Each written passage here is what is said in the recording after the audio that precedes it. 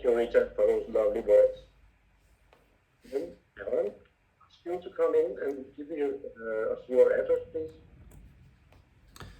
Yes, thank you.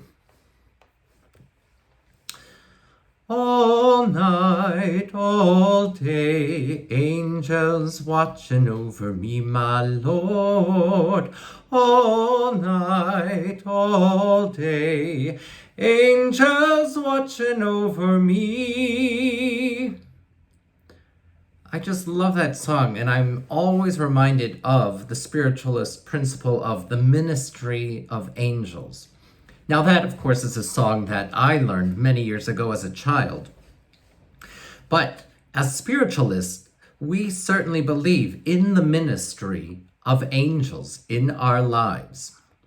Now, angels, they come to serve God's cause and act on his behalf for the benefit of mankind, for the greater good of all the creations on the earth. And angels have existed not on the earth. The spiritualists believe that angels are immortal beings, beings of pure spiritual potential. In our philosophy of spiritualism, we are told that the primary function of an angel is to honor and serve God. But they also act as ambassadors to mankind. They provide protection, support, encouragement to humans. They are bringers of love and wisdom. Now, according to the SNUi philosophy, they give us an awareness of God's plan and what is our personal role within that plan. Angels usually are not beings that are seen. Sometimes they are. But seen or unseen, they are always near. Sometimes their assignments are very grand and have significance in the whole world, and sometimes the messages are more private. Occasionally, the angelic purpose is to warn. We can see in many of the old religions of the past where angels have come as messengers saying, "Do not be afraid," or they are to give direction. But most often, the angel's message is to comfort, to provide some form of merciful attention, perhaps even guidance in difficult times.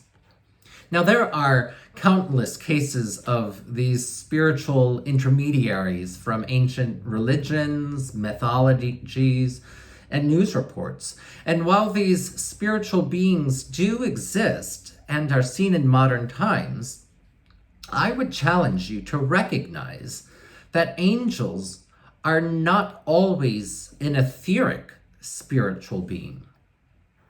They may, in fact, be the very person you interact with on a daily routine, in your daily life.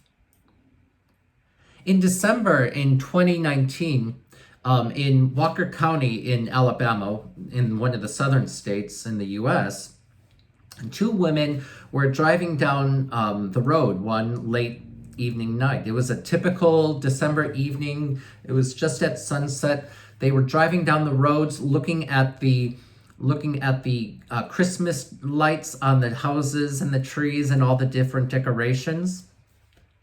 And they noticed one particular house down the street that was especially lit up. And as they drove closer, they realized that the glow was not from Christmas lights, but in fact, the house was on fire. So they knew something terrible was happening. They saw the lights, they smelled the smell, but then they noticed that the lights inside the house were on. And as they drove up to the house, they could look in the window and they saw that there was a man sleeping on the sofa.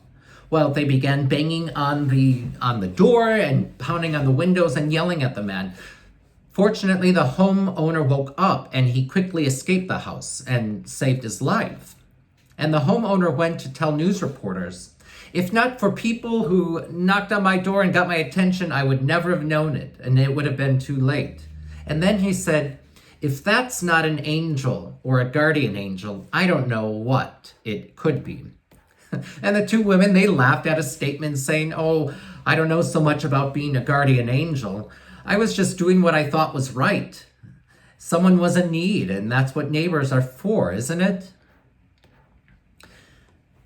Another example, last month in Washington, D.C., we saw such a vulgar display of power and abuse and disregard for human life. The day a certain man used military force to shoot and hit and gas peaceful protesters so he could have a photo opportunity holding a Bible. Well, during all of that chaos, a man who lived about 4 houses down from that spectacle began to take notice of the people running, and he began to shelter people from the violence. This man, Rahul Dubey is his name, he was a doctor in Washington, D.C., and he recalled that there were booms and screams. He said 100 people raced into my house within 10 minutes. He called it a human tsunami. And these 20-somethings and 30-somethings and 40-somethings that didn't know each other at all, they were all perfect strangers. But shortly they began talking to one another and consoling each other and rinsing the water out of their eyes. He was able to give them food. He was able to give them water and shelter for the night. He was able to minister to those young people through acts of protection, compassion, and love. Finally, in a more personal story, 3 years ago, I was vacationing in Puerto Vallarta, Mexico. And one evening, I was out with a friend, and we, in our evening of fun, we got separated. And at one point, I was experiencing severely low blood sugar. It was so low that I blacked out on the sidewalk trying to find my friend. And I woke up in the passenger seat of a taxi cab. The cab was parked in front of a convenience store, and the driver was inside buying me Coca-Cola. The driver saw my erratic behavior and recognized symptoms of low blood sugar, and he came to my rescue. He shared with me that he recognized the symptoms because his mother had just passed away from complications of diabetes, so he was alert, very alert to my need. In that moment, he was ministering as an angel to me. Spiritualism is a philosophy and a belief system, and it very much is a living faith. And I share these stories because I hope to inspire you that angels are not just spiritual beings who live with God, that jump into our life. The ministry of angels extends into this earth plane, into this life. There are angels, messengers of love, messengers of hope, messengers of rescue and health that are seen and unseen.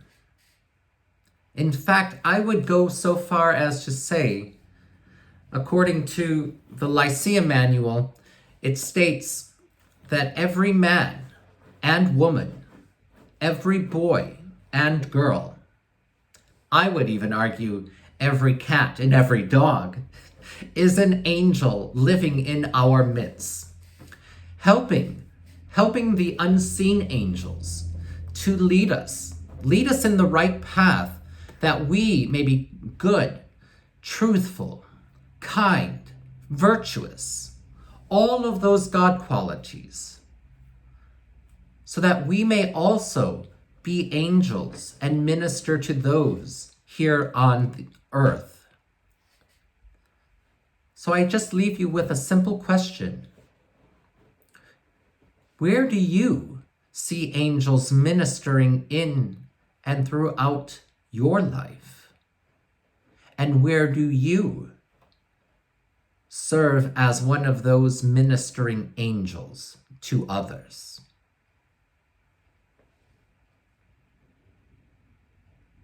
Thank you, Ellen, for that wonderful, thought-provoking address. We will shortly be beginning our demonstration, and I'll play some